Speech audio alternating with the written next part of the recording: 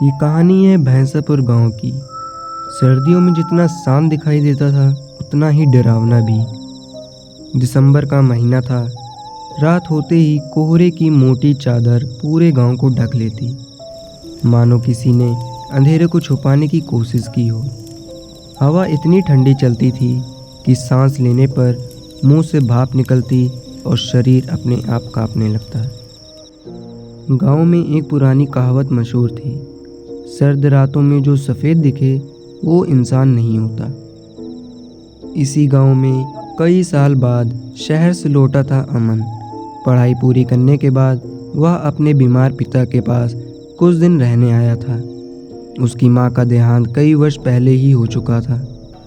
पिता अक्सर कमज़ोर रहते थे और सर्द रातों में अजीब अजीब बातें किया करते थे।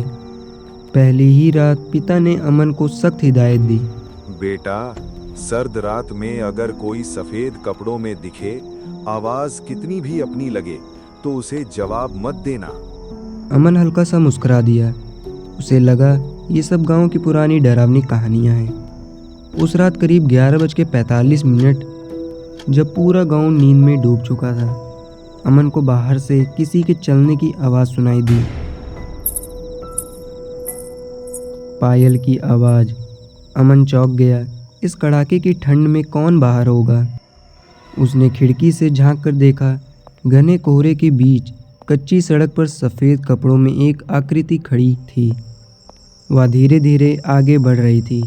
उसके पैर जमीन को छूते ही नहीं थे। अमन का दिल तेज धड़कने लगा। फिर भी उसने खुद को समझाया, शायद कोई औरत होगी।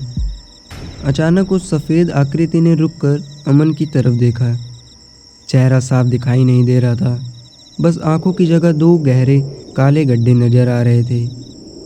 फिर एक ठंडी धीमी आवाज़ आई, अमन, बाहर आओ। अमन का खून जम गया। उसने उसका नाम कैसे जाना? अगली सुबह अमन ने गांव के बुजुर्ग रामदीन काका से बात की। जो उन्होंने बताया उसने अमन की रूह तक हिला दी। करीब 20 साल पहले गांव में एक लड़की रहती थी, सावित्री। उसकी शादी तय हो चुकी थी, लेकिन सर्द रातों में उसे उसके ही प्रेमी ने धोखा दे दिया। गांव की बदनामी के डर से सावित्री को आधी रात गांव के बाहर छोड़ दिया गया। उस रात बहुत ही ठंड थी। सावित्री ठंड और सदमे को सहन नहीं कर पाई और वहीं उसकी मौत हो गई। गांव वालों का मानना था उसकी आत्मा आज भी सर्द रातों में सफ़ेद कपड़ों में घूमती है और जो उसे जवाब देता है वो कभी वापस नहीं आता। अमन को याद आया वो आवाज़, वो सफ़ेद आकृति। अमन ने तय कर लिया कि वह अब रात में बाहर नहीं निकलेगा। लेकिन अगली ही रात ठीक 12 बजे फिर वही पायल की आवाज़ सुनाई दी। इस बार आवाज़ और भी करीब थी। अमन, मुझे बहुत ठंड लग रही है। आवाज़ में दर्द था, बेचैनी थी। अमन के कदम अपने आप दरवाजे की ओर बढ़ने लगे, जैसे कोई उसे खींच रहा हो। जैसे ही उसने दरवाज़ा खोला, सामने वही सफ़ेद छलावा खड़ा था। अब उसका चेहरा साफ दिखाई दे रहा था। नीली पड़ी त्वचा, जमी हुई पलकें और होठों से निकलती ठंडी भाप। उसने धीमे स्वर में कहा, बस थोड़ी देर मेरे साथ चलो। अमन पीछे हटना चाहता था, लेकिन उसके पैर जैसे ज़मीन में जम गए थे। तभी पीछे से उसके पिता की कांपती आवाज़ आई, आंखें बंद कर ले और उसका नाम मत लेना। अमन ने तुरंत अपनी आंखें बंद कर ली। अचानक हवा तेज चलने लगी, कोहरा घूमने लगा। पायल की आवाज़ अब चीख में बदल चुकी थी। जब अमन ने आंखें खोली, सामने खड़ी आकृति अब इंसानी नहीं रही थी। उसका शरीर उल्टा मुड़ा हुआ था, पैर पीछे की ओर थे, गर्दन पूरी तरह घूमी हुई थी। वह अब डरावनी हंसी हंस रही थी। जो मुझे देख ले वो मेरा हो जाता है। अमन जमीन पर गिर पड़ा। सुबह गांव वालों ने अमन को घर के बाहर बेहोशी की हालत में पाया।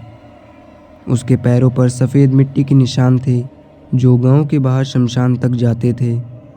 उसके पिता की हालत और बिगड़ चुकी थी। उन्होंने बस इतना कहा, वो उसे लेने आई थी, लेकिन सर्दी अभी बाकी है। उस दिन के बाद अमन कभी पहले जैसे नहीं रहा।